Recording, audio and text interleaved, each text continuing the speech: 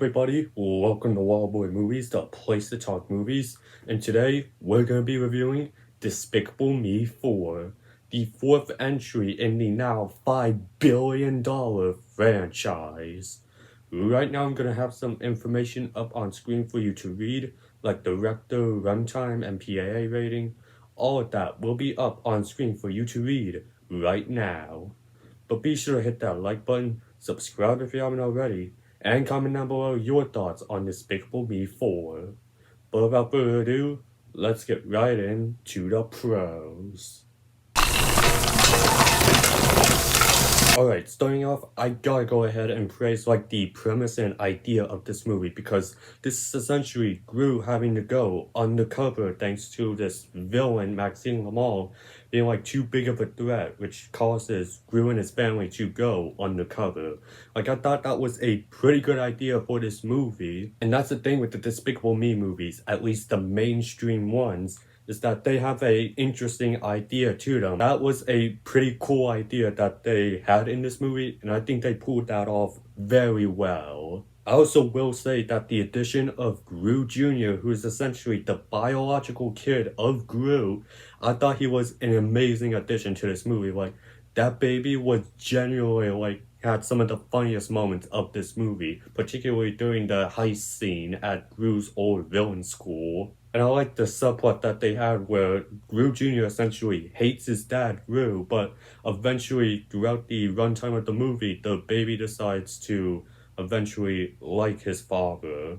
I thought it was handled very well and gave this good parenting message in this movie. Speaking of the new characters in the movie, we also have Poppy, played by Joey King.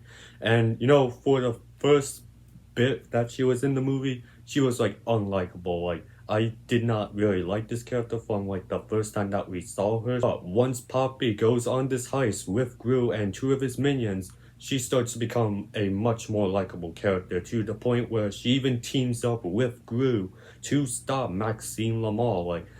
I thought they did her character very well, especially with her wanting to go to the same school that Gru went to become a villain.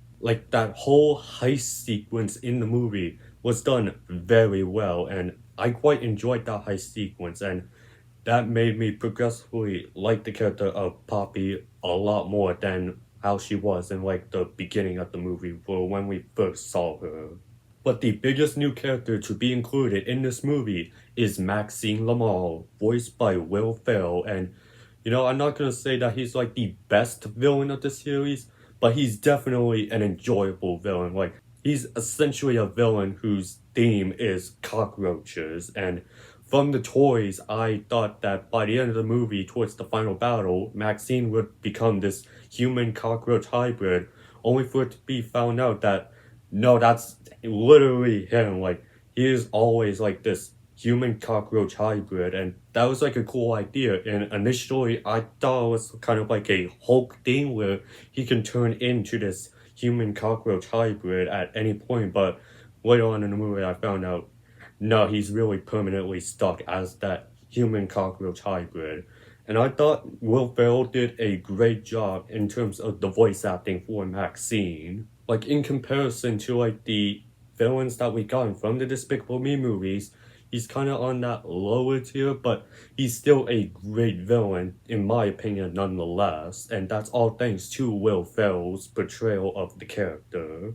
I also do like the inclusion of the Mega Minions in this movie. Now, I think it's a pretty cool thing that for the Despicable Me sequels, they go ahead and do something new with the Minions.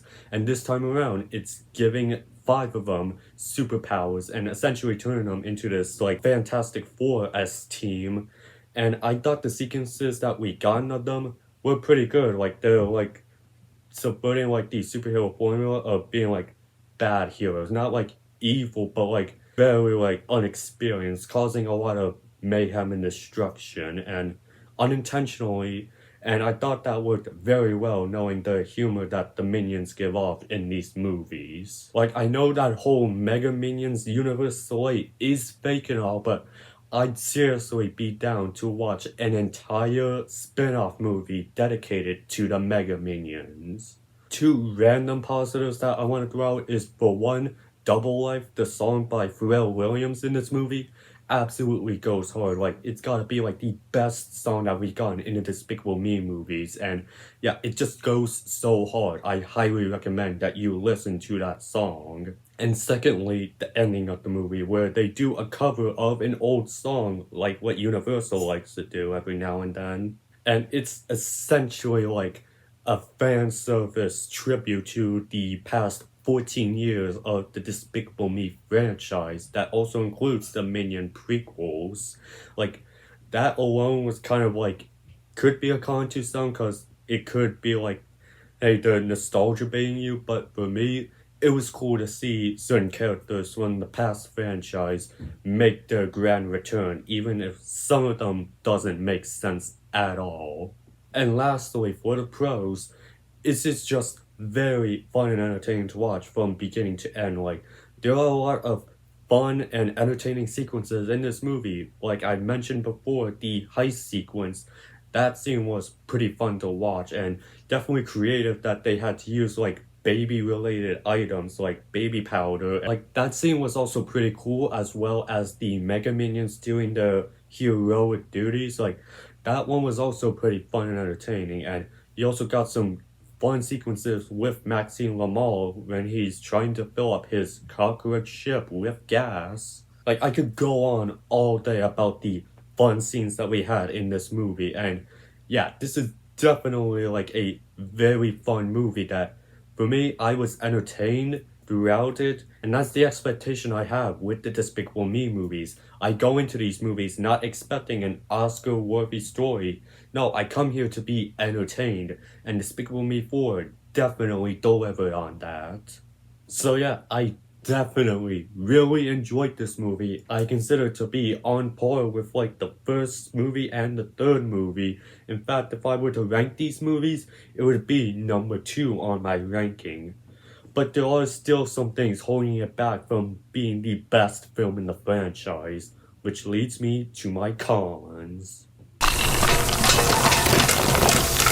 Alright, starting off, it involves like the three girls of the movie, Mario, Edith, and Agnes.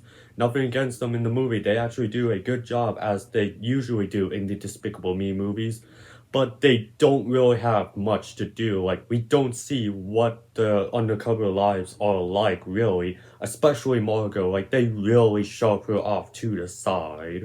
And we get a bit of Edith and Agnes's undercover life as like going part to this martial arts karate studio school, and we barely get any of that. We just get only one scene of that, and then we're done with it, just to focus on like Gru and stuff, which I did like. I just wanted to see what the girls' lives undercover is really like, and we barely got any of that. Another con I have with the movie is how much involvement was the Mega Minions to the plot, because we don't get a lot of Mega Minion action in this movie.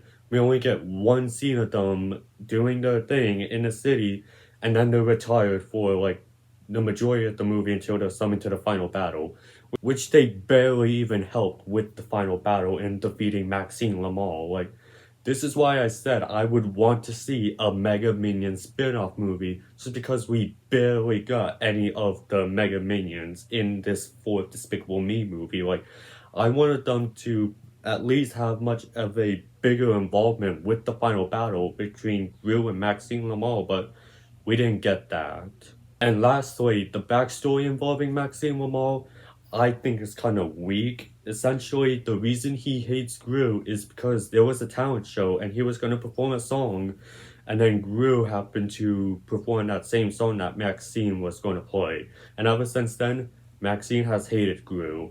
That definitely gives flashbacks to the backstory of Starlight Glimmer from the Friendship is Magic series. Like, this is essentially Starlight Glimmer 2.0.